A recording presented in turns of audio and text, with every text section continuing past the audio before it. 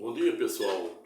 Para quem não me conhece, meu nome é Cláudio Sabino, sou advogado constitucionalista e juiz filósofo cristão. Hoje, notadamente, dia 9 de fevereiro de 2025, finalzinho de uma manhã de domingo, portanto, enquanto muitos estão aí na praia, pegando aquela praia, comendo aquele peixe, comendo aquela ginga com tapioca no Mercado Novo da Redinha, estou voltando aqui para compartilhar mais um vídeo, aula de forma gratuita com os senhores e senhoras, desde já dando as boas-vindas ao presente canal da Cidadania, canal 3D ou 3 Dimensões. Por via reflexo, agradecendo aos novos inscritos e convidando os mesmos para convidar o maior número de pessoas também para fazer o mesmo e fazer parte do presente canal da Cidadania, canal 3D ou 3 Dimensões. Agradeço aos mais de 110 mil views que o presente canal obteve desde sua instituição em pouco mais de um ano. Se gostar do presente vídeo, dê o seu like, compartilhe o presente vídeo com o maior número de pessoas para que o YouTube possa reconhecer o algoritmo do YouTube e possa também recomendar o conteúdo do presente vídeo para chegar aos confins do mundo. Hoje estou voltando aqui, notadamente dia 9, não à toa. 9, exatamente considerado o número perfeito, o número de Deus. Existe um grande segredo em torno do dia 9, esse número 9, do 3 e do 6, notadamente do 9, que irei falar já acerca dos contornos e alcance dos mesmos. Mas estamos aí, dia 9 de fevereiro de 2025, e quando a gente fala em 2025, a gente soma os 4 dígitos, 2, 2, 4 e 5, 9, chegamos ao 9. Não à toa, hoje fui inspirado a compartilhar o presente vídeo sem ter a menor pretensão de esgotar a matéria, tampouco faz nenhum demérito àqueles que por um viés ideológico, político, filosófico, jurídico, em especial teológico, pensam em sentido contrário, pois isso é a democracia. Mas sem mais delongas, hoje estou voltando aqui para compartilhar mais um vídeo com todos os ouvintes, seguidores do presente canal e a população em geral, que segundo o último censo do IBGE, conta aí com mais de 203 milhões de brasileiros, acerca do presente tema, abre aspas, como sintonizar ou sintonizarmos na frequência quântica de Deus para obtermos sucesso pessoal, profissional e financeiro à luz da escala de Hawking e dos 7 dons do poder do Espírito Santo, fecha aspas. Eis a questão, como dizia o grande dramaturgo, e por que não dizer, um dos maiores poetas britânicos de todos os tempos, qual seja William Shakespeare, para quem a época novidade em dizer existir entre o céu e a terra ângulos mais coisas do que a nossa vã filosofia imagina. Dito isto, e para que o presente vídeo aula em tese não fique maior do que eu pretendo, desde já passo a motivar a razão pela qual criei o presente título, criei o presente tema, a presente temática. Explico, e como sempre, a resposta é de fácil alcance. Resolvi deliberar, sem ter a menor pretensão de esgotar a matéria acerca de dada temática, exatamente em razão de a mesma, não obstante parecer comezinha ou simples, todavia nos possibilita a fazer uma grande reflexão acerca desse nosso existencialismo, acerca dessa ideia de finitude, que somos efêmeros e podemos soprar a qualquer momento, e só Deus é eterno, e não à toa, céu e terra passarão, somente as escatológicas palavras e promessas do Todo-Poderoso não hão de passar. A boca fala do que o coração está cheio, e o coração se farta com o que sai pela boca. Razão pela qual devemos fartarmos os nossos corações com coisas boas, para descobrir a boa, agradável e perfeita vontade de Deus. Mas o que me motivara a verticalizar ou falar um pouco acerca de dada temática, acerca de como sintonizar, ou sintonizar na frequência quântica de Deus, à luz da escala Hawking, e dos 7 dons do poder do Espírito Santo e do 9 frutos do mesmo também, foram exatamente essa ideia de finitude, essa ideia de nosso existencialismo, como defendia Armínio. Armínio defendia, por meio de uma espécie de lilismo, que é um homem com base no livre-arbítrio, segundo Armínio, Jacó Armínio, defendia que a salvação do homem, segundo o seu pensamento, segundo a sua premissa, se daria em razão do livre-arbítrio, a depender de como o homem possa agir ao decorrer da sua vida, ele pode alcançar a luz, aquela luz que Buda até feze comera para tentar encontrar. E quanto mais medidas extremistas Buda tomava, mais longe da luz ele ficava, provando de que para se atingir ao sucesso, para chegar à luz, que ela vibra no hertz mais alto de todos, segundo uma teoria que arvorará o pano de fundo ou de método da presente temática, a teoria de David Ramon Hawking, que era um cientista, um psiquiatra, um filósofo, que defendia a tese da escala de Hawking, criando uma escala da emoção que nos remonta aos 7 dons do poder do Espírito Santo e aos 9 frutos do mesmo também. E foram exatamente estas uma das razões e motivações pelas quais me fizeram hoje falar um pouco acerca de dada temática, sem ter a menor pretensão de esgotar a matéria. Hoje vivemos neste materialismo arminiano, que as pessoas vivem numa intensa, insaciável sede de ter, com o tédio de não poder possuir. Schopenhauer, à época, foi pedagógico, um dos maiores protagonistas do ateísmo, justamente de Nietzsche, Marx, Freud, em dizer que quanto maior o conhecimento do homem, maior o seu sofrimento. Mas Schopenhauer também foi pedagógico, no sentido de dizer que não há céu sem tempestade, e até as estrelas precisam da escuridão para brilharem e se enaltecerem entre si. Nietzsche, à época, também foi pedagógico.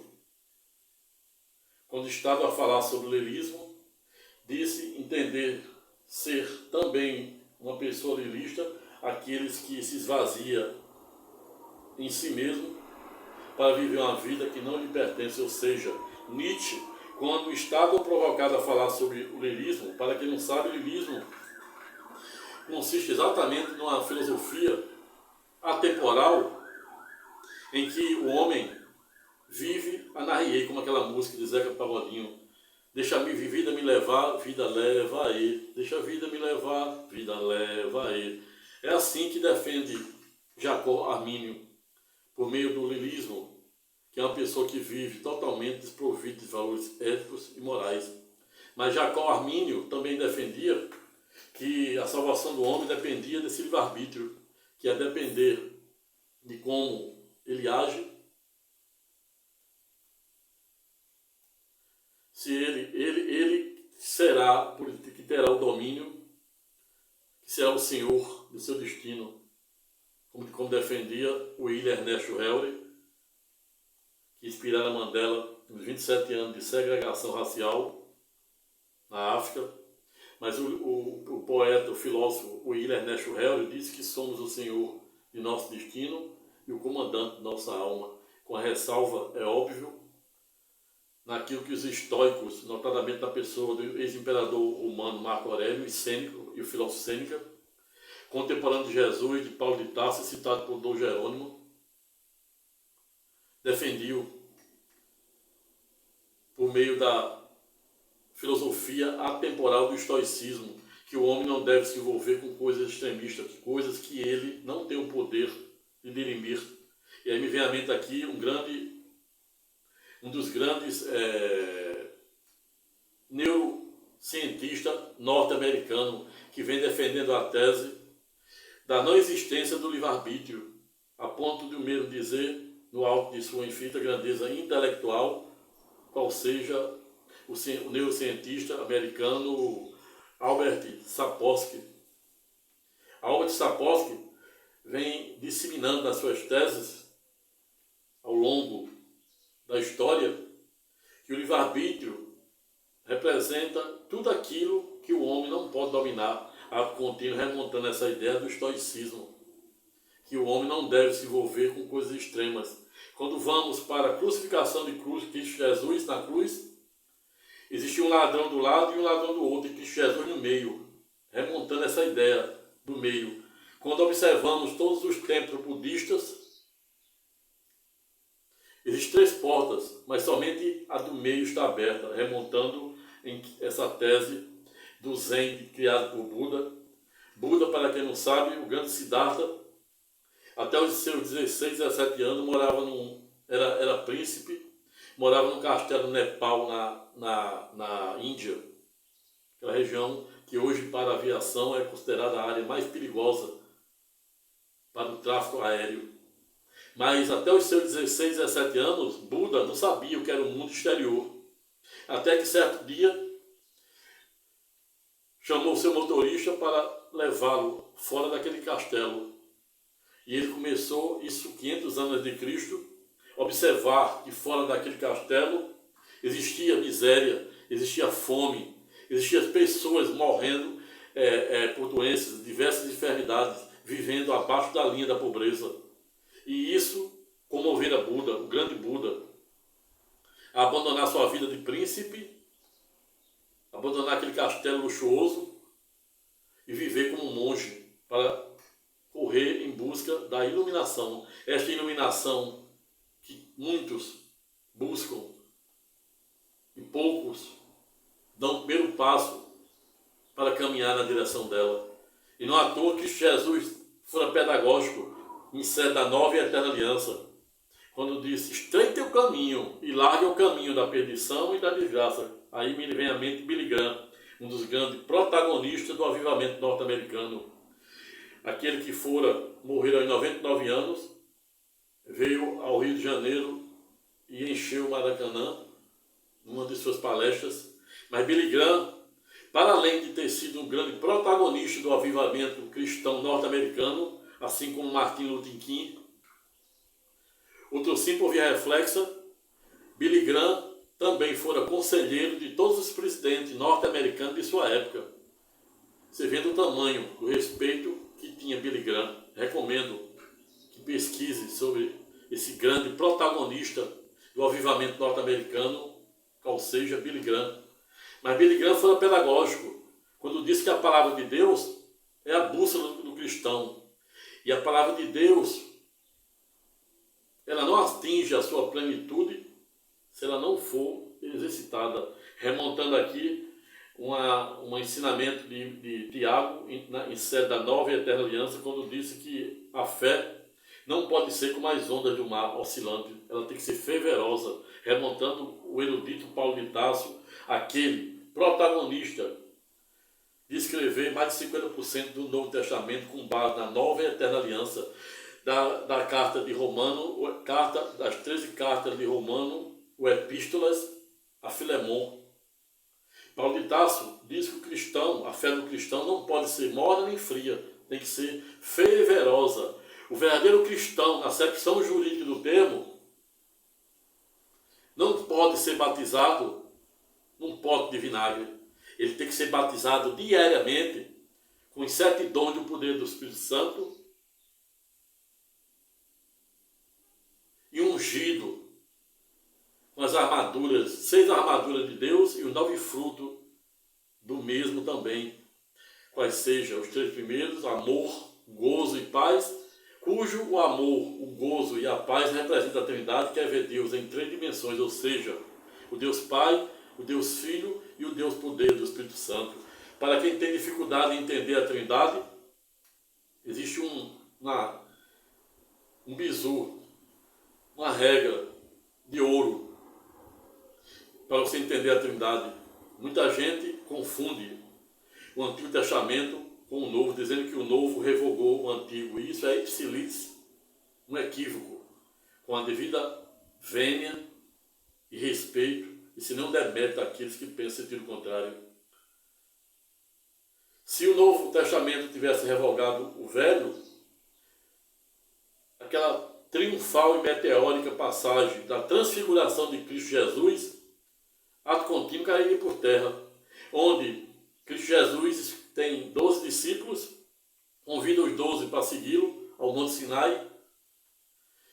No meio do caminho disse: somente 3 me seguirá daqui do Aravante, daqui em diante, a saber, os seus 3 queridos, Pedro, Simão, João, aquele que morreu aos 94 anos na ilha de Patmos,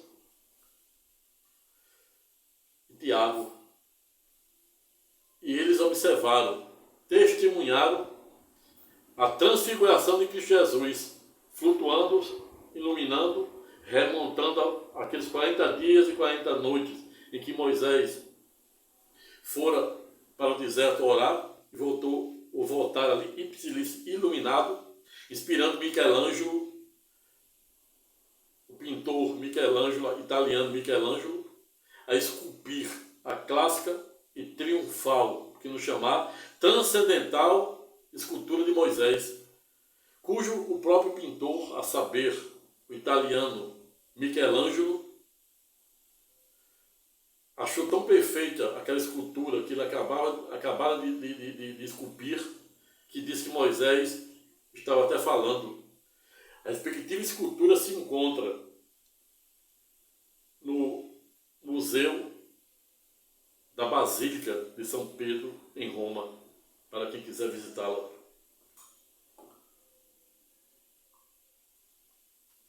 Mas quando eu falo que não assiste razão àqueles que defendem que o Novo Testamento revogaram o Antigo, basta entendermos contornos e alcance da transfiguração de Cristo Jesus, onde Cristo Jesus começa a flutuar no meio e de um lado aparece Moisés remontando a época de Êxodo e da lei mosaica, e do outro o transcendental e erudito profeta Elias, para quem Deus à época dera poderes para ele abrir e fechar os céus por 3 anos e meio para chover e não chover, e assim também o rio Jordão, como sucessivamente também para Eliseu e depois para Josué e Caleb, antes de triunfarem na sonhada e aspirada Canaã. Vejo, portanto, que não assiste a razão os defensores da tese que defende que o Novo Testamento revogara o Antigo. E quando a gente passa a entender e compreender de forma pedagógica a triunfal e meteórica passagem da transfiguração de Cristo Jesus está dizendo, está selando, dizendo que o Antigo Testamento revela e profetiza aquilo que seria revelado no Novo, e o Novo revela aquilo que fora profetizado no Antigo. Então um complementa o outro, e Cristo Jesus ali, naquela transfiguração, está simplesmente, liturgicamente, teologicamente, selando o pacto da aliança do Antigo com o Novo. Vejo, portanto, que não é tarefa fácil delimitarmos os verdadeiros contornos e alcances desse nosso existencialismo, desse nosso materialismo arminiano, que vem à mente de João Calvino, grande protagonista da segunda reforma protestante, para quem criara a tese da soberania divina de Deus, a ponto de dizer que o Todo-Poderoso, Javé Shalom, Javé Shadom, Adonai, eu sou o que sou, Elohim, é poderoso de tal maneira que todo esforço que o homem fizer será inócuo, pois o homem já nascera depravado pela sua própria essência. E quando a gente vai para o latim e ver essa palavra depravação significa o que o homem, no alto de sua miserável natureza humana, é capaz de fazer de mais nocivo, de mais odioso, de mais deletério. É exatamente disso que estou a falar, desse nosso existencialismo, dessa ideia de finitude, que só Deus é eterno e nós somos efêmeros. E é muito pobre continuarmos a enxergarmos essa vida, essa passagem meteórica, somente sob a perspectiva deste nosso materialismo, que podemos soprar a qualquer momento. E não à toa me vem à mente aqui um grande filósofo, um dos maiores oradores de Roma, a saber, Cícero. Cícero foi um pedagógico, grande orador de Roma, quando disse que a única maneira de os vivos, por não dizer os mortos, continuar a viver na memória dos vivos, é fazendo algo que transcenda. Algo que seja mais do que a nossa obrigação. Me vem à mente Jesus. Jesus foi pedagógico de dizer que não há nada de extraordinário fazer aquilo que é a nossa mera obrigação. Amar o mundo, não existe nada de extraordinário. Eu quero ver você amar aquele que lhe odeia, aquele que lhe calunia.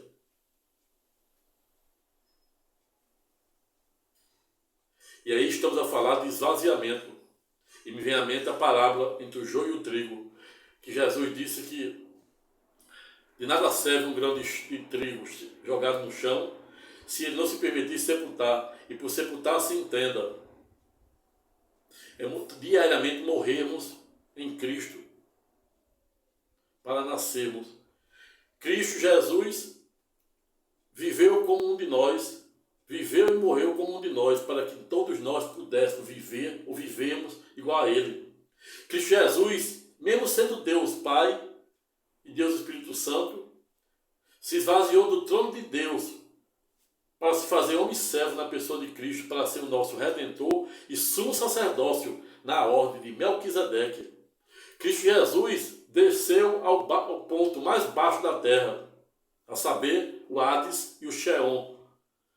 E 3 dias após, por meio da sua inefável crucificação e ulterior ressurreição, no 3º dia, ele subiu ao ponto mais alto do universo, a saber, o colo de Abraão, sinônimo de terceiro céu, como defendia Paulo de Tarso.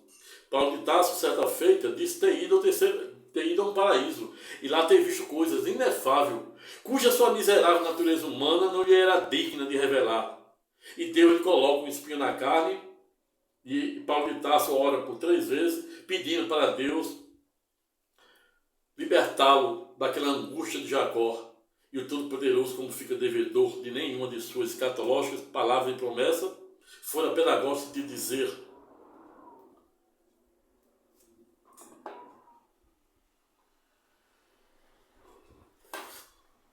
o Todo-Poderoso fora pedagógico em dizer: para ti basta a minha graça. Não à toa somos salvos por meio da graça e por meio da fé. E até mesmo a fé em que pese não pode ser obra do homem, para que o homem não se engrandeça em detrimento do Todo-Poderoso, Senhor dos Exércitos do terceiro céu.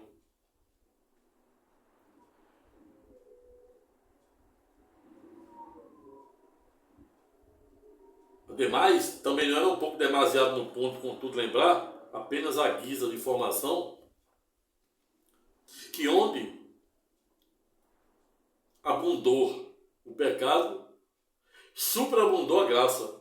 E quando a gente vai para as passagens meteóricas do Antigo Testamento, notadamente quando estamos diante da nova, dos contornos e alcance da nova e eterna aliança, podemos observar que onde abundou o pecado, superabundou a graça, provando que quanto maior o pecado, maior será a graça do Todo-Poderoso. E não à toa os anjos de Deus passam 24 horas, segundo as profecias de Isaías, de Elias, Daniel, de Ezequiel, etc. Os anjos passam 24 horas dizendo: Santo, Santo, Santo, Senhor Todo-Poderoso, cuja vossa glória se encontra espalhada sobre toda a terra. Santo, Santo, Santo, Senhor Todo-Poderoso, cuja vossa glória se encontra espalhada sobre toda a terra. Santo, Santo, Santo, Senhor Todo-Poderoso, cuja vossa glória se encontra espalhada sobre toda a terra. Ou seja, onde abundou o pecado, superabundará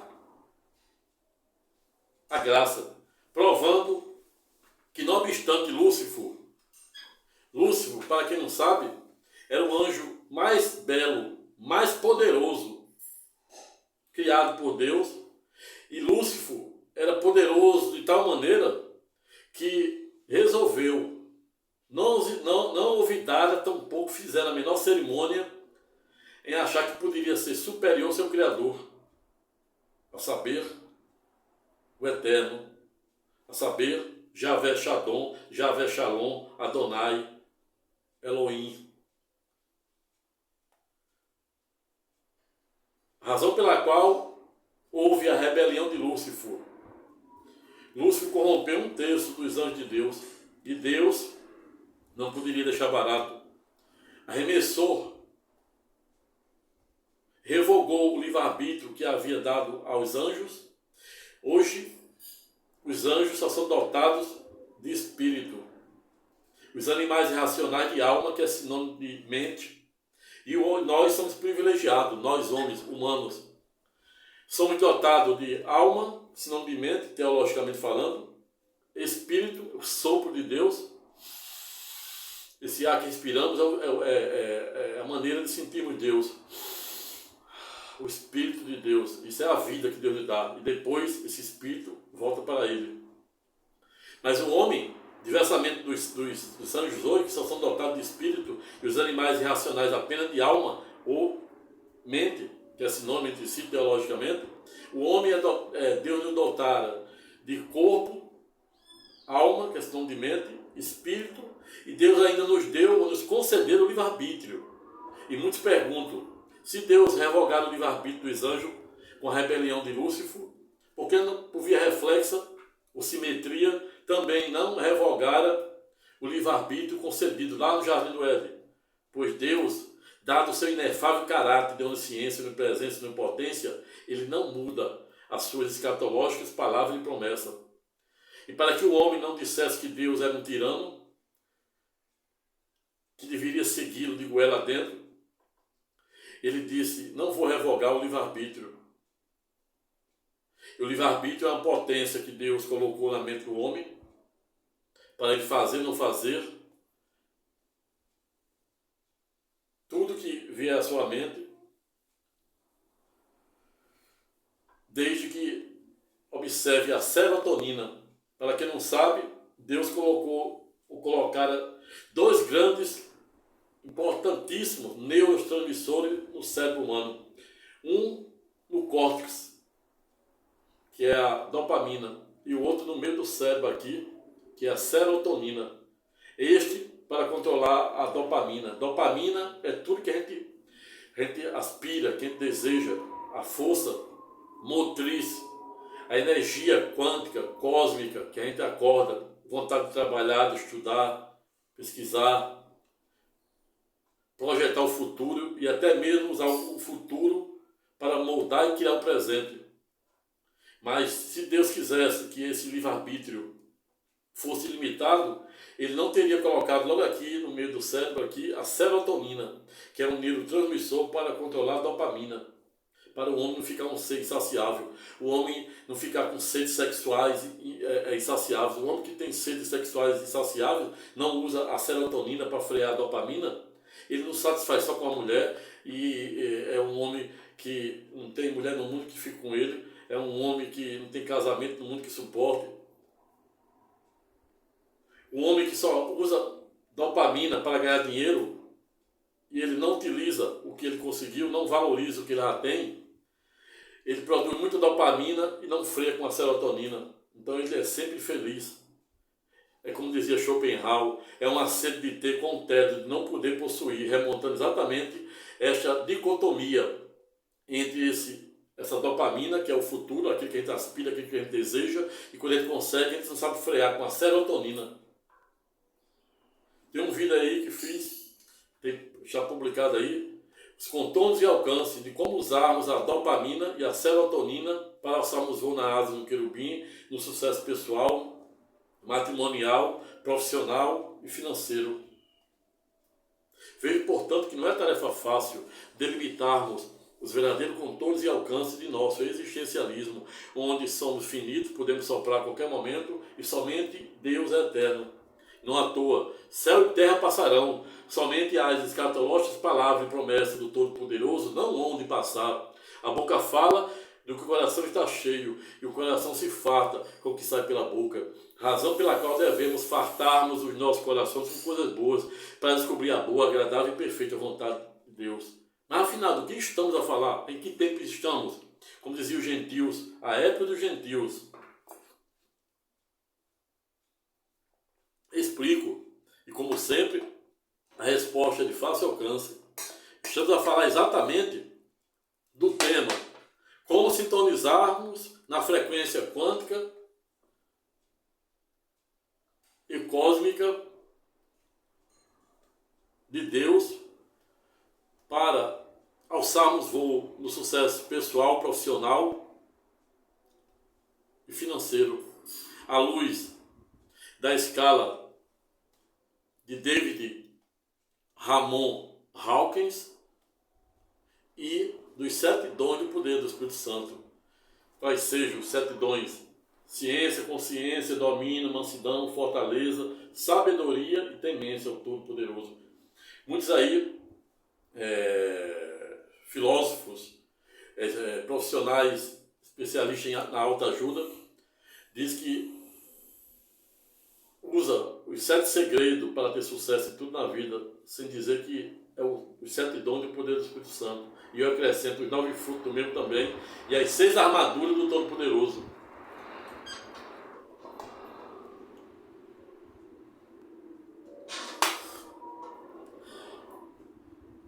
Vejo, portanto, que não é tarefa fácil delimitarmos os verdadeiros contornos e alcances desse nosso existencialismo, desse nosso materialismo arminiano. Me vem à mente aqui Schopenhauer. Schopenhauer, certa feita, foi pedagógico, no sentido de dizer que quanto maior o conhecimento do homem, maior o seu sofrimento. Nietzsche, certa feita, também foi pedagógico, no sentido de dizer que amar um único ser é uma barbárie, pois isso ocorre à dispensa dos demais seres, inclusive Deus, remontando a essa ideia de esvaziamento, essa ideia de superego inflamado. A maior distância que o homem pode fazer não é daqui para a Austrália, daqui para o Japão, daqui para a Rússia, daqui para os Estados Unidos, daqui para o leste europeu, daqui para o norte europeu, os países nórdicos. A maior viagem que o homem pode fazer não leva 30 centímetros, que se dá do membro inferior do coração até o membro superior do cérebro. 30 centímetros. A maior viagem que o homem pode fazer. A viagem entre a emoção que se encontra hospedada no coração, onde o coração é impulsivo, não é cognitivo, ele não é ponderável, ele não é razoável, ele age por impulsos. E me vem à mente um poeta britânico, a saber, Blaise Pascal, grande protagonista da teoria da probabilidade. Mas Blaise Pascal foi pedagógico, no sentido de dizer que o coração tem razão, que até a razão desconfia. Você vê os contornos e alcances da razão. Já aqui, no cérebro, composto de 100 bilhões de neurônios, cada uma dessas microcélulas nervosas, enquanto células individuais, são capazes de se multiplicar em 10 novas mil células elétricas a cada instante. Estamos a falar, segundo a neurociência, das clássicas sinapses que se formam aqui no córtex, a nossa zona cinzenta, onde o bilionário Elon Musk, por meio da Neuralink, que é uma das suas empresas robóticas, já diz ter implantado 2 chips humanos para fazer uma espécie de interface ou comunicação entre o cérebro humano e a máquina, possibilitando pessoas com doenças degenerativas ou paraplégicos, doenças neurológicas, poderem digitar teclado, mandar mensagem para os computadores, mouse e etc. Mas isso, em tese, gera uma preocupação, notadamente quando não perdemos de vista o número 666, que é o número da besta. Estamos vendo aí empresas fazendo mapeamento da córnea do homem, pagando acho que $100 para escanear a córnea. Você vê aí. Elon Musk colocando chip no homem. E tudo isso aí tem previsão escatológica, né? Da codificação da besta. E esta é a razão pela qual estou pensando em fazer um vídeo sobre as internet das coisas. Esta é a razão pela qual te convido, se você chegou até aqui, para se inscrever no canal, convidar o maior número de pessoas para fazer o mesmo. Compartilhe o presente vídeo com o maior número de pessoas. E ao final, se gostar, deixe seu comentário de forma educada, respeitosa e elegante. Mas afinal, do que estamos a falar? Em que tempo estamos? Como diziam os gentios. A época dos gentios. Gentios, para quem não sabe, era na época do Antigo Testamento os judeus. Hoje os gentios estão ensinando os judeus. Está vendo essa guerra há mais de 2 anos, 3 anos da Ucrânia e a sua vizinha Rússia. O presidente, Vladimir Zelensky, se declara judeu, mas não tem o dom do esvaziamento e nem poderia ter, pois ele não acredita no Filho do Homem, ou seja, em Cristo Jesus. Nem teria evitado uma maior. Na Rússia, Vladimir também, só que sendo Putin, se elegeram com mais de 87% dos votos dos russos. Só Deus sabe a tirania. E lá eles têm um cristianismo ortodoxo. Você imagine. Um cristianismo ortodoxo criado por um regime autocrático. Agora, o cessar-fogo, né, o acordo de cessar-fogo entre Israel e Hamas, depois de matar quase 50 mil pessoas somente na faixa de Gaza e destruir Gaza. E agora o presidente Trump tentando oferecer um cavalo de Troia. Para quem não sabe, o cavalo de Troia era um presente, era um cavalo de madeira, segundo a mitologia grega, construído pelos gregos, para surpreender os troianos, que achavam que tinham ganho a guerra dos gregos, e foram comemorar e se embriagaram. E os gregos construíram um cavalo gigante de madeira, se colocaram dentro, os soldados, e pegaram os troianos embriagados, aí levaram lá como se fosse um cavalo, um presente. É por isso que disse, fuja de presente de grego, de Troia.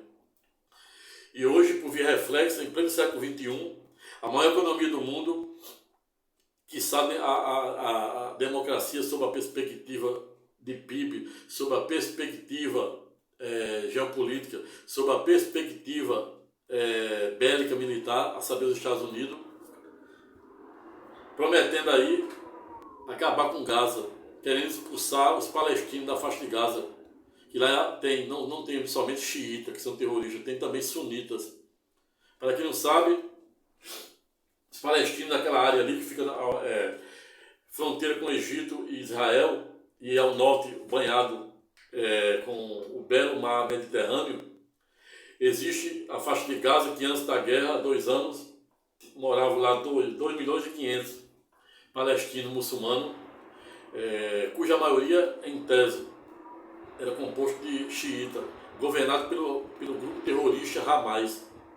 Lá do lado da Cisjordânia, aí 3,5 milhões, cuja maioria são considerados sunitas, que não são terroristas, apenas tem por norte ter reconhecido seu território da área da faixa de Gaza e da Cisjordânia. Total 5,5 milhões.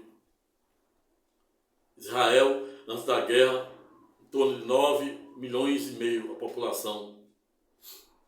Veja, portanto, que não é tarefa fácil. Israel, Deus utiliza como o Monte Sinai e o vale da sombra da morte, que é aquele lugar em que Deus, aquele momento chamado sepulcro espiritual, como defendia São Tomás de Aquino, e a sédia, como defendia Madre Teresa d'Ávila, que é aquele período em que Deus se afasta do homem para permitir que o demônio nos atente, para nos ensinarmos a enfrentarmos os mais diversos e complexos problemas do dia a dia e aprender a superá-los. Para além disso, nos dá a ímpar oportunidade de escrevermos os melhores capítulos de nossas vidas no momento da dor, da opressão, da supressão, da humilhação. Não à toa, aqueles que se elevam e se exaltam serão humilhados, e os que se humilham serão exaltados. 1000 cairão ao meu lado e 10.000 à minha direita, mas nada me abalará, pois o Todo-Poderoso estará sempre comigo e conosco hoje e sempre. Amém. Mas o fato é que onde abundou o pecado, superabundará a graça. Provando que, não obstante que Lúcifer tenha corrompido 1/3 dos anjos de Deus, por via reflexa, hoje Deus pode contar com 2/3 de seus anjos. E em uma síntese estreita significa entendermos que para cada demônio que diariamente não faz a menor cerimônia, tão pouco hesita em tentar nos desvirtuar do caminho estreito do Todo-Poderoso, existe no mínimo 2 anjos para nos proteger. E é esta a razão pela qual devemos diariamente recorrermos aos 7 dons do poder do Espírito Santo e 9 frutos do mesmo também, a saber, ciência, consciência, domínio, mansidão, fortaleza, sabedoria e temência ao Todo-Poderoso. E os 9 frutos, bem como amor, gozo e paz, que significa a Trindade, que é ver Deus em 3 dimensões, e os outros 6 significa a conduta do homem, que é exatamente a alegria, inteligência, conselho, benignidade, bondade e fidelidade ao Todo-Poderoso, Senhor dos Exércitos, terceiro céu. Mas afinal, do que estamos a falar? Em que tempo estamos? Como diziam os gentios, a época dos gentios. Estamos a falar exatamente de como sintonizarmos na frequência quântica de Deus, à luz dos 7 dons do poder do Espírito Santo e da escala Hawking da emoção. Para quem não sabe, a escala Hawking é uma escala criada por um psiquiatra, por um cientista norte-americano, para delimitar os contornos e alcance de nossas emoções, saber a quanto hertz vibramos. E aí, só para você ter uma ideia, eu vou abrir aqui a pirâmide desta clássica escala da emoção criada pelo cientista, pelo psiquiatra David Ramon Hawking, para delimitar exatamente os contornos da emoção, de como usamos a emoção. E ele cria a escala aqui que vai de 20 a 700 mais, mas pode ir até 1000. E aqui, por exemplo, ele coloca a vergonha, somente para você ter ideia da importância. A vergonha na sua maior vibração, menor vibração de 20 Hz. Então quem tem vergonha está travado. Ele coloca como o pior grau de energia vibratória a vergonha. Quem está nessa escala, vibrando nessa escala, sintonizado nessa escala da vergonha, está em 20 Hz apenas. Quem está, por exemplo, revestido de culpa, está em 30, vai subindo. Quem, por exemplo, é revestido de apatia, está em 50. Quem está triste, está vibrando em 75 Hz.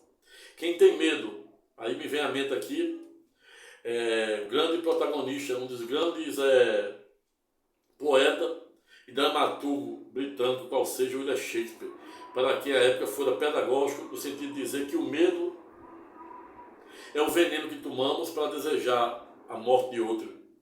Exatamente por quê? Porque há muitas pessoas que você nutre raiva por elas, ela nem sabe que você existe. E você que está se mutilando. Aí existe desejo que vibra em 125 Hz, segundo a escala da emoção de Hawker. E aí quando a gente vê o desejo, né, a gente está remontando aqui aquela sede de ter com o teto, não poder possuir, como defendia Schopenhauer. Ou seja, é um desejo exacerbado, é um desejo de ter em detrimento do ser, ou seja, é você querer dinheiro, é você conseguir coisas materiais e sem buscar o verdadeiro propósito, sem você buscar a verdadeira função daquele poder, daquele dinheiro. E aí quem está aqui dentro desse desejo, né, esse desejo ilimitado, que é a sede de ter com o teto não poder possuir, vibra em 125 Hz. Quem está na raiva sobe para 150. E quem está aí com a coragem, né? A coragem ela está vibrando 200. Pessoas que estão na neutralidade, ou seja, evitando mal maior, as pessoas, tem um ditado que diz que dois não briga quando um não quer. E se encaixa aqui nesta vibração de neutralidade, ou seja, você deve se neutralizar não para fugir da responsabilidade, devemos nos neutralizar para tentar evitar um mal maior, para tentar, por exemplo, quando uma pessoa está agressiva, querendo partir para cima de você, para via de fato, você dizer algo para desarmá-la, para evitar uma maior. Então, a gente está vibrando aqui, a gente está vendo que a frequência quântica aqui está aumentando, segundo a escala da emoção de Hawking. E a gente sobe de 250 para 310 Hz quando a gente chega na boa vontade, pois a vontade, né, que move o homem, não há como obtermos resultados, né, diferentes fazendo as mesmas coisas, não há como termos, como alcançarmos nenhum objetivo se não tivermos a vontade, né? E Napoleão é pedagógico, né? Quando diz que temos que vibrar, temos que ter a consciência cósmica e democrática de vibrar na frequência adequada para todo projeto, toda aspiração que desejamos. E ele cria certos princípios que diz que ninguém terá sucesso, não terá sucesso aquelas pessoas que têm um perfil de fazer só o que quer.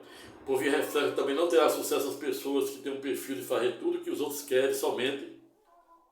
Remontando a essa ideia de Buda, do meu termo, essa ideia de Cristo Jesus, do meio, remontando a ideia de evitarmos os extremos.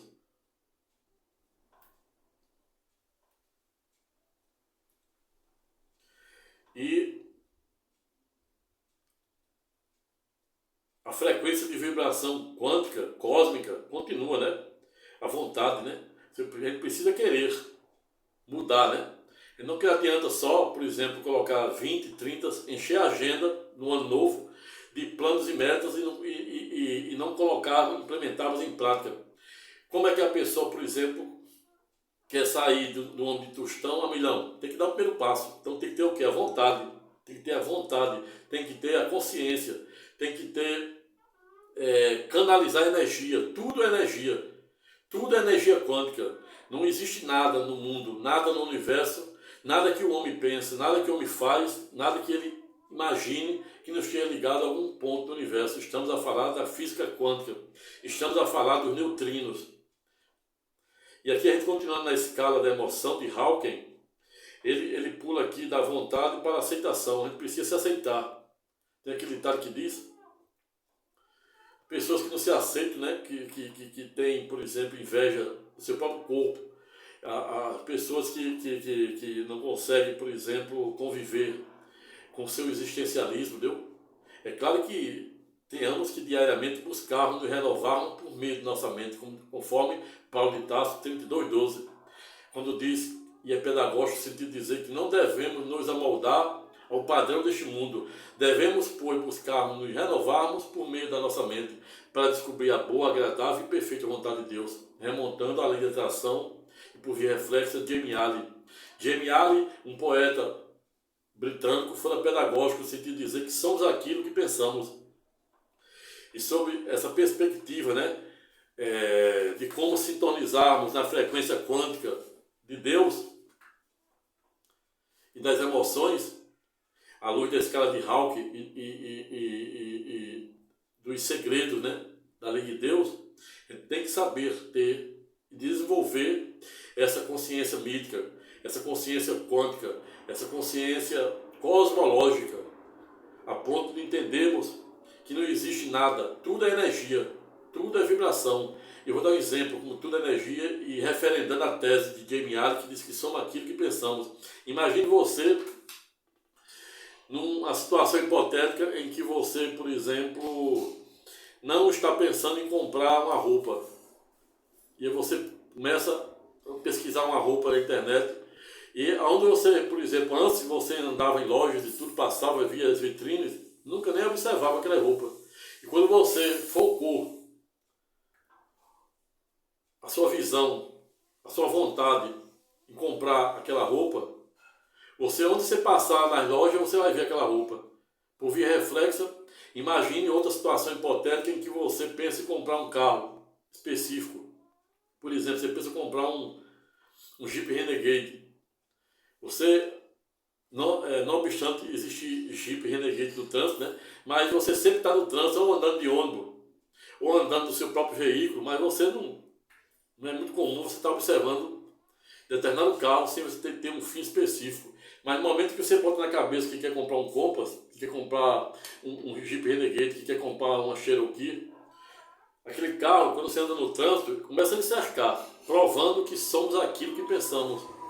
E remonta também o poeta britânico que diz que somos o senhor de nosso destino e o comandante de nossa alma. É claro, né, naquilo que está dentro de nossa miserável natureza humana.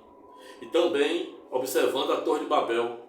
Se Deus quisesse que esta nossa capacidade fosse ipsilícia limitada, Ele não teria colocado a serotonina para controlar a dopamina, bem como Ele não teria descido lá na Torre de Babel para frear aqueles homens remanescentes do dilúvio de Noé.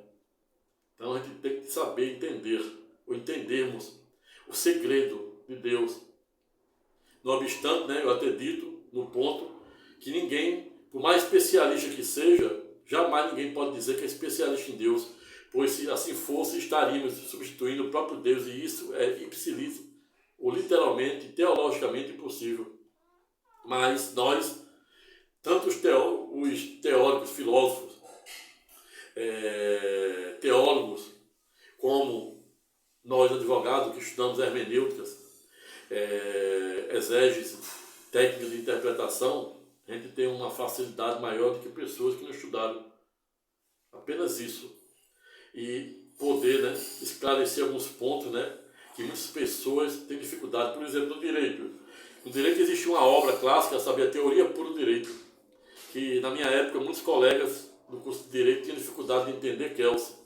E aí criaram um prólogo de como entender Kelsey, ficou mais difícil ainda. Se o cara não entendeu a obra principal, aí o prólogo passou longe. Existe um livro de uma escritora norte-americana chamada Karen Kelly, que ela escreveu O Segredo do Segredo. É uma espécie de um prólogo, né, de como você entender o livro do segredo, que é aquele baseado no Código da Vinci e no Código de Deus. Isso aí será objeto de outro vídeo aula, onde eu irei delimitar os contornos e alcances, significa o Código de Deus, o Código da Vinci, que foi objeto daquele filme, o Código da Vinci. E é esta a razão pela qual você que chegou até aqui, te convido a se inscrever no próprio canal, convidar o maior número de pessoas para fazer o mesmo, dê o seu like, compartilhe o presente vídeo com o maior número de pessoas para poder ser parte integrante e não perder diversos vídeos, para além dos que já estão postados e os que eu irei fazer no decorrer do presente ano corrente.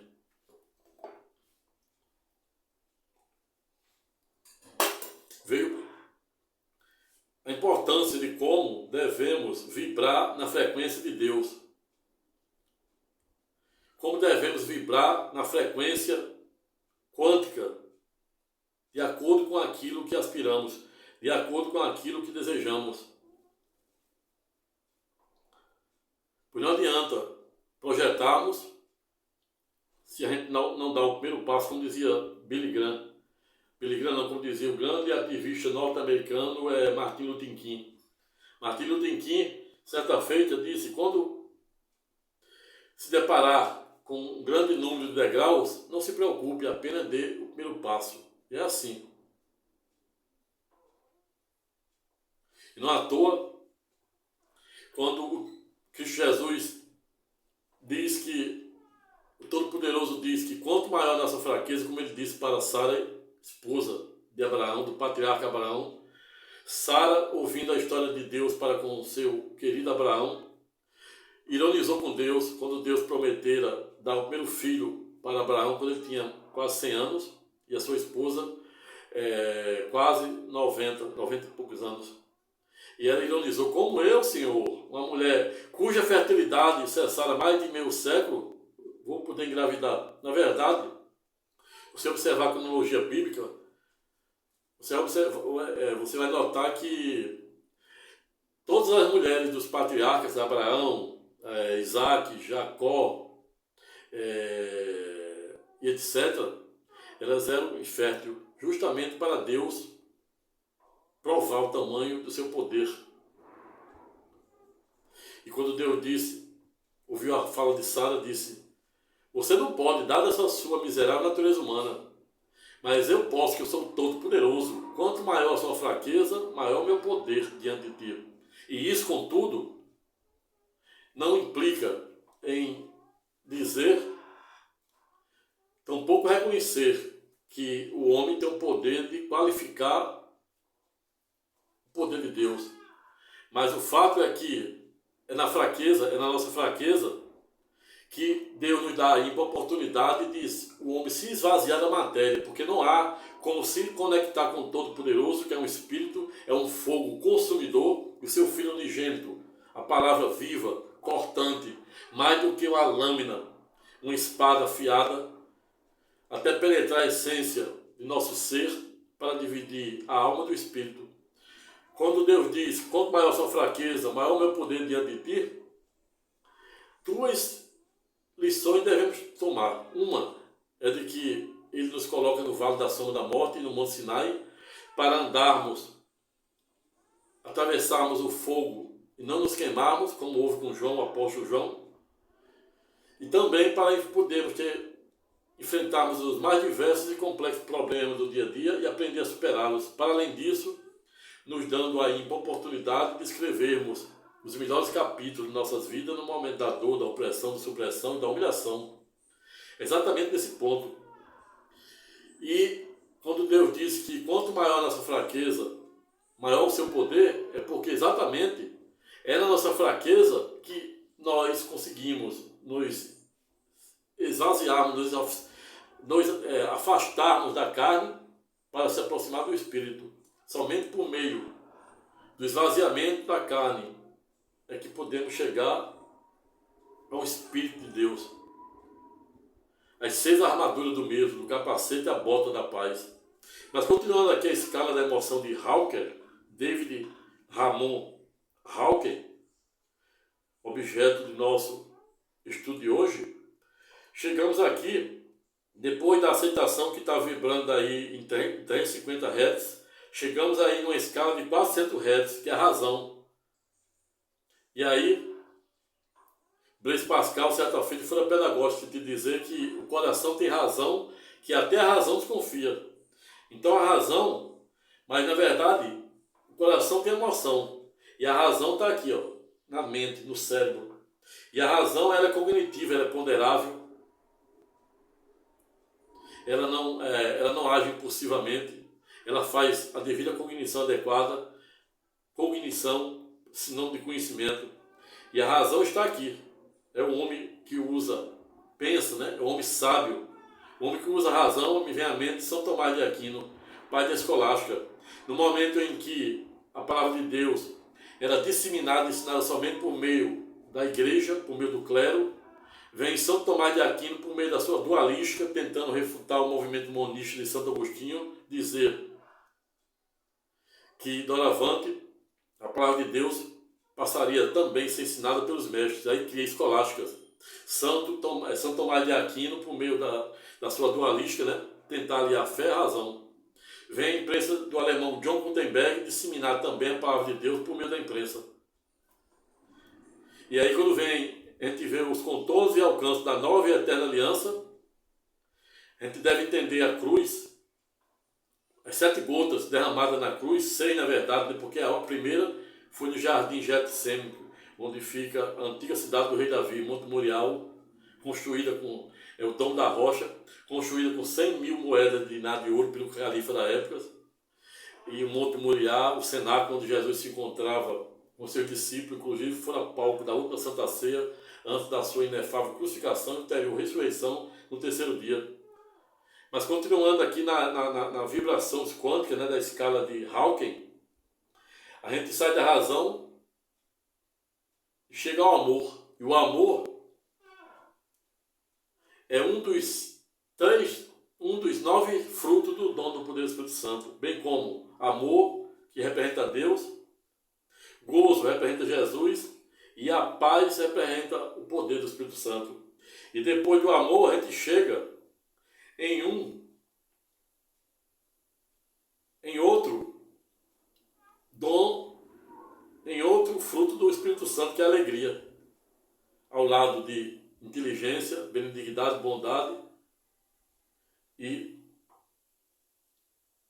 fidelidade ao Todo-Poderoso. E depois de alegria, observe aqui que o amor está vibrando em 500 Hz, segundo a escala de Hawking.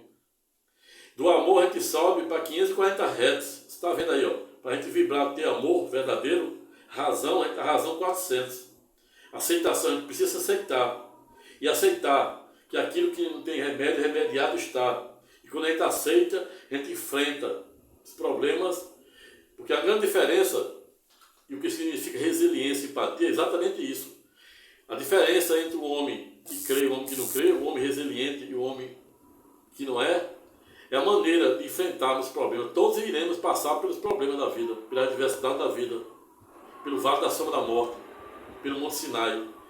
O grande divisor de água será a maneira como cada um irá enfrentar os problemas para aprender a superá-los e ter aí a oportunidade de escrevermos os melhores capítulos de nossas vidas no momento da dor, da opressão, da perseguição, das injustiças epistêmicas, testemunhal, hermenêutica e humilhação. E aqui a gente, quando avança aqui o amor, a gente está vibrando numa frequência quântica de 500, considerável. A gente avança para chegar à alegria, a gente tem que aumentar a frequência mais ainda da alegria, e a 540 Hz. E aí a gente tem que amanhecer, a gente tem que dormir cantando, tomar banho cantando, amanhecer cantando, lavar roupa cantando. Lavar roupa todo dia, que agonia, não mata ninguém. Eu lavo roupa todo dia, nunca morri, minha mão cada dia mais uma seda. Então tudo aquilo que a gente faz, a gente tem que fazer com alegria. Amanhecer, com problema quando aparecer, de problema que eu não tenho. Se for grande, você vai passar por baixo ou por cima. Se for grande, passa por baixo. Se for pequeno, pula, passa por cima.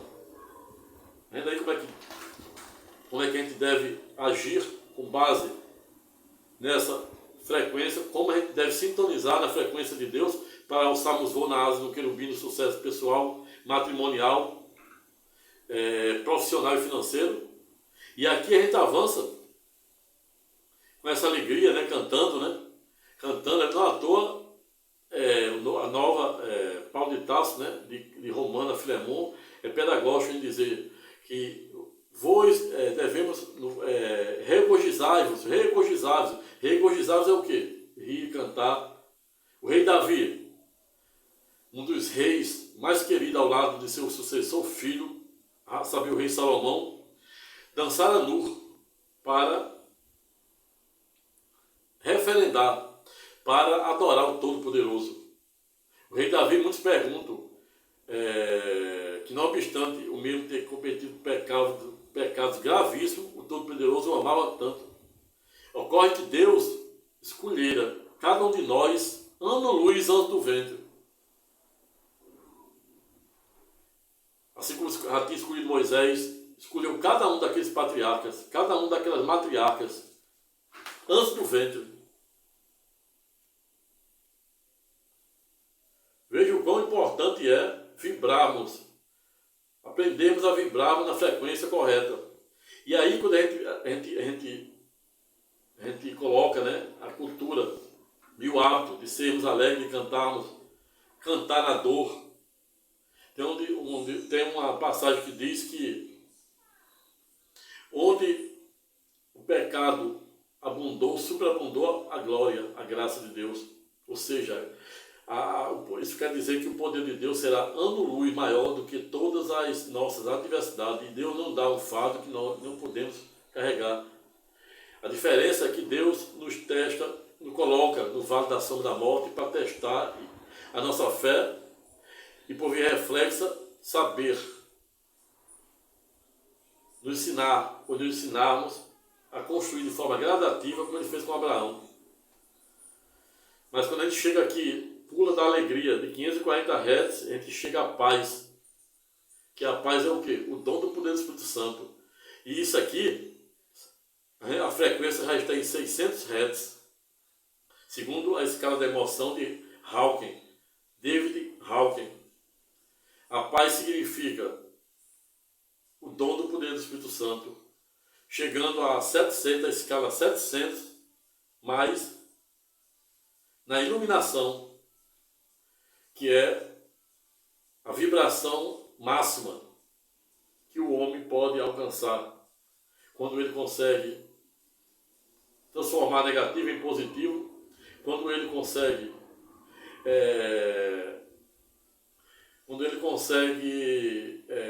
transformar problemas em oportunidades, quando ele, segundo Napoleão Hill, aprende a pensar diversamente de ter pensamento, aí ele está realmente não somente vibrando na frequência quântica dos homens, como também na frequência quântica de Deus. E é exatamente esta a razão pela qual, quando chegamos na escala da iluminação, tenhamos que vibrar ou vibrarmos de 700 watts, de 700 a 1000. Aquela iluminação que Buda, sob a perspectiva espiritual e teológica, buscava. E quanto mais ele buscava o extremo, mais essa luz, essa iluminação divina fugia dele. Exatamente provando que para se atingir a plenitude da luz, seja sob a perspectiva espiritual, seja sob a perspectiva cosmológica, temos que evitarmos os extremos, pois estreito é o caminho e largo é o caminho da perdição e da desgraça, como dizia Billy Graham. Qual o caminho que você quer seguir? O caminho estreito, que é aquele onde o Cristo Jesus se encontra na porta para nos recepcionar, ou o caminho largo e longo, que é aquele que nos leva à destruição, ao pecado e à destruição.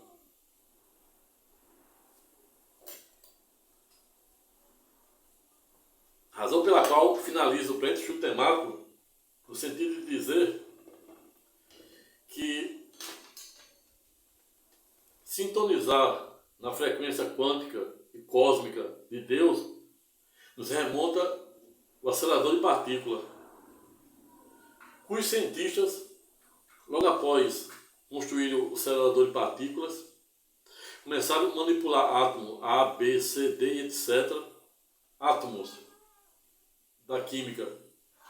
E, ato contínuo, observaram que, não obstante eles estarem manipulando apenas o átomo A, por via reflexa, observaram que o átomo B, C, D e etc. reagiam como se manipulados estivessem. Pasmem-se, pois os cientistas ficaram ainda mais surpresos, impressionados, quando observaram existir partículas no universo, que até então o átomo era considerado a menor partícula quântica do universo. Por meio da manipulação e do trabalho e da pesquisa feita no respectivo acelerador de partículas, os cientistas descobriram existir uma partícula ano-luz menor que os átomos, a saber, os neutrinos. Por via reflexa, intrigando os cientistas que, não obstante a maioria serem ateus, pois eles só acreditam do que em matéria, e Deus não é matéria, Deus é um espírito, Deus é um fogo consumidor, não obstante, ao longo da história da humanidade, ao longo da ciência, a própria ciência, se de um lado não consegue provar a existência de Deus sob a perspectiva da matéria, do outro, por via reflexa, também de pior sorte, consegue provar que ele não existe. Aí eu pergunto, como é que alguém tem tanta raiva, como é os ateus, pelo viés teísta e ateísta, de algo que não existe? Como é que podemos ter tanta raiva de algo que não existe? Quer ver Deus? Veja o homem. Multiplique pelo infinito, e logo verás esse ser tão necessário em busca da paz, da felicidade e do amor. E aquele que abordoa objetos estranhos negocio, como dizia Mazili e asseverou, cresce Mogdon. Razão e ciências, e dias virão em que a razão dominará o mundo, e veio São Tomás de Aquino por meio da sua dualística, refutando o movimento monista de Santo Agostinho, tentar aliar a fé à razão. Razão pela qual finalizam em uma última síntese estreita o presente temático, no sentido de dizer que não sou nada, não serei nada e nem quero ser nada. Sou apenas um sonhador que, assim como você, diariamente deve fazer o maior esforço possível para nos sintonizar na frequência quântica de Deus e da escala da emoção de David Hawking. Pois o mesmo conhecimento, a mesma alma e o mesmo poder que liberta, cura e salva, ao revés, por via reflexa, se não bem utilizado em prol daquilo que revela a vontade e o propósito de Deus, ato contínuo, poderá ter o condão de aprisionar, destruir e até mesmo matar. Pense nisso, pois não há céu sem tempestade, e até as estrelas precisam da escuridão para brilharem e se enaltecerem entre si. Por último, porém não menos importante, em caso não é nem um pouco demasiado lembrar a clássica teoria, o paradoxo de Feynman, para quem defende a existência ou não de Deus, a existência ou não de vidas mais evoluídas, mais inteligentes e mais velozes. A corrente que defende a existência de vidas mais inteligentes, mais velozes e mais evoluídas do que o homem, do que o humano, diz que se ela existe, jamais se revelarão, pois nós, humanos, não temos a mínima capacidade de compreendê-las. E aí eu já usei o exemplo da formiga. Imagina um formigueiro, em que o habitat dela é a floresta. A floresta foi desmatada para a construção de uma ponte. Foi construída a ponte e aquele formigueiro não teve a mínima capacidade de compreender que ali não é mais o seu habitat. Por via reflexa, existe também outro exemplo que podemos dar de uma pulga, que os cientistas americanos colocaram no recipiente, igual esse aqui, colocaram a pulga e deixaram a pulga voar. A pulga pulava fora da superfície. Depois, os cientistas fecharam a superfície por alguns minutos e abriram a tampa. E começaram a observar que a pulga pulava como se a tampa ali ainda estivesse. A contínuo remontando essa ideia da limitação do homem. Conforme a teoria, o paradoxo de Feynman defende que se existir vidas ano-luz mais evoluída do que a nossa, fatalmente elas nunca se manifestarão, pois o homem não tem a mínima capacidade de compreendê-las. E quando vamos para a nova e eterna aliança, Jesus foi pedagógico, no sentido de dizer que não ser desse mundo. Quem não é desse mundo é extraterrestre, é alienígena. Ele disse que não era desse mundo, e o seu pai não era desse mundo. Jesus é o único que tinha mãe na terra, mas não tinha pai. E no céu, ele tem mãe, ele tem pai, mas não tem mãe. Não obstante, entendemos, né, que a Virgem Maria se encontra no terceiro céu, segundo as escatológicas teologias. E é exatamente esta a razão pela qual finalizo em uma última síntese de um preenchimento temático, no sentido de dizer que somos aquilo que pensamos, como defendia Jamie Alley, e o britânico, poeta britânico também, a saber, William Ernesto Henry, para quem fora pedagógico, em dizer que somos o senhor de nosso destino e o comandante de nossa alma, notadamente naquilo que está dentro de nossas reservas e capacidades físicas, intelectuais e espirituais, hoje e sempre. Amém. Pessoal, não tive a menor pretensão de gostar matéria, tampouco fazendo demérito àqueles que pensam do contrário. Se gostar do presente vídeo, dê o seu like, compartilhe o presente vídeo com mais pessoas, se inscreva no presente canal, convide o maior número de pessoas para fazer o mesmo e, se sentir à vontade, deixe seu comentário de forma educada, respeitosa e elegante. Até a próxima, excelente domingo e fique com Deus.